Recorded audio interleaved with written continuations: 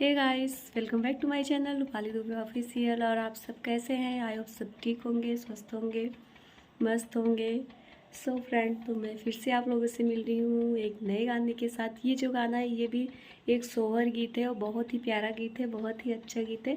बट मैं नहीं गाई हूँ, मैं गाई हूँ मतलब अकेले नहीं गाई हूँ, सबके साथ गाई हूँ। एक बगल की मेरी जेठानी लगती है, वो ये गाना गाई है। तो प्लीज़ आप लोग सुनिए और बताइए कि कैसा लगा ये गाना मेरा। वैसे तो गाना उनका है, वही गा रही थी और हम लोग पीछे से गा रहे थे और वो सामने से गा रही थी। बट बहुत ही अच्छा ये सोहर गीत है। तो प्लीज़ आप लोग सुनिए और कमेंट करके ज़रूर बताना कि कैसा लगा गाना। तो ठीक है, सुनिए और बताइएगा ज़रूर।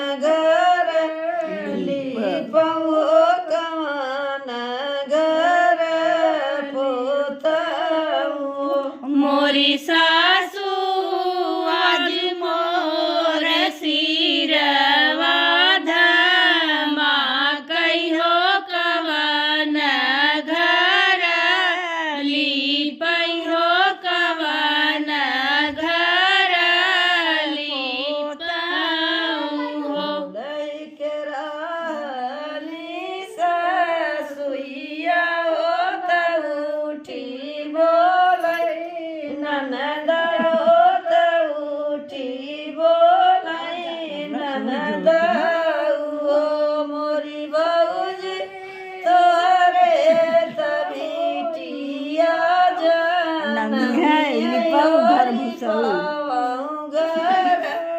भूसौल पोताऊं घर भूसौल मोरी भौजी तोहरे तबिटिया जनमी है होत पल घर धुसौल लिपलू घर धुसौल हो मोरी बौजी तोहरे तबिटिया जनमिया होली पाऊं घर भूसौल पोताऊं घर भूसौल मोरी भौजी तोहरे तबिटिया जनमी है होली पाऊ घर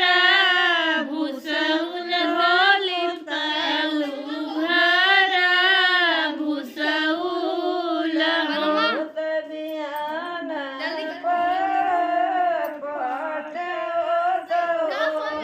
जनम कन्हैया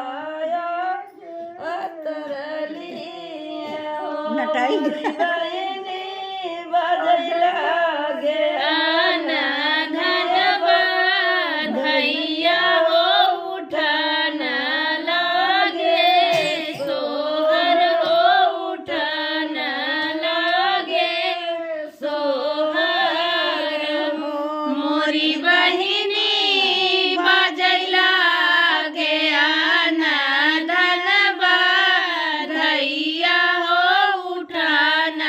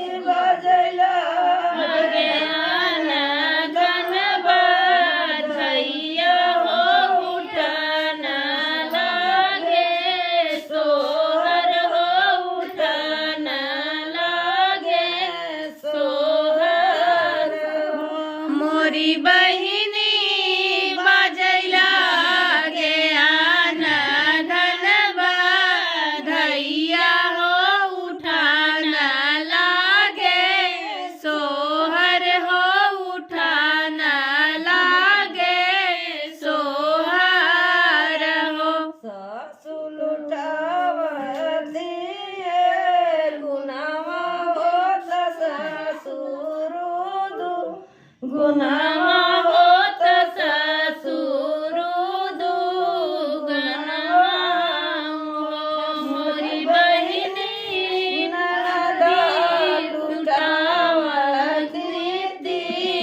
गुनवा होत गुनवा भौजी ले बई होत गुनवा भौजी ले बई मोरी बहिनी ननदा लुटावती दी गुनवा हो चगुनवा भौजी ले बई हो चगुनवा भौजी ले बई हो मोरी बहिनी ननदा लुटावती गुनवा हो चगुनवा भौजी ले बई हो चगुनवा भौजी ले बई हो मोरी बहिनी ननदा लुटावती ती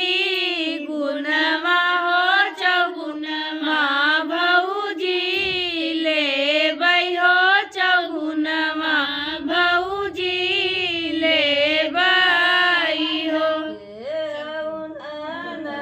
दाती गुनवा के लुटवारी नियो गुनवा के लेवारी नियो मोरी ननदा काली दोपहर बतिया करे जवा में परेशान है।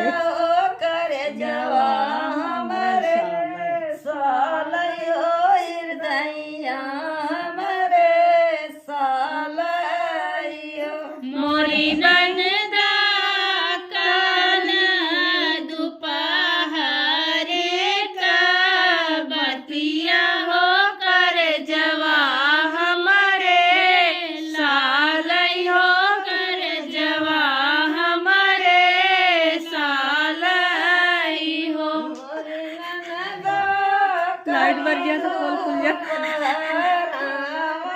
के बतिया हो करे जवा हमारे सालयो हृदया हमारे सालयो मोरी ननदा कल दोपहरवा का बतिया हो कर जवा हमारे सालई हो कर जवा हमारे सालई हो सो फ्रेंड, तो हमारा गाना कैसा लगा आप लोगों को, आप लोग प्लीज़ कमेंट करके ज़रूर बताना। और जो लोग मेरे चैनल पे हैं लोग प्लीज़ मेरे चैनल को सब्सक्राइब करें, वीडियो को लाइक शेयर कमेंट करें। और मेरी वीडियो कैसी लगती है प्लीज़ कमेंट में ज़रूर बताएं। और हाँ, अगर आप लोग सबसे पहले मेरे चैनल को सब्सक्राइब करें, क्योंकि अगर आप लोग सब्सक्राइब करेंगे तभी मेरा जो जितने गाने होते हैं वो आप सब तक पहुँचेगा। तो ठीक है, फिर मैं अभी ये वाली वीडियो यहीं पे एंड करती हूँ। जो भी रहेगा नेक्स्ट वीडियो में मैं कल फिर से मिलूँगी आप लोगों से एक नए गाने के साथ। तब तक के लिए tata bye bye, Ram Ram.